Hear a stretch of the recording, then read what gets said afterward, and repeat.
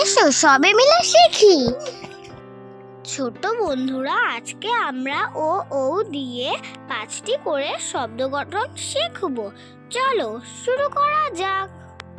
ও, ওতে ওল। ও, ওতে ওজন। ও, ওতে ওড়না। ও, ওতে ওলকপি।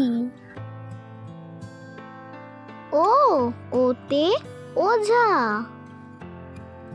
ও, ওতে ঔষধ। ও, ওতে ঔষধি। ও, ওতে ঔকার। ও, ওতে ঔদাস্য। ও, ওতে ঔষধালয়।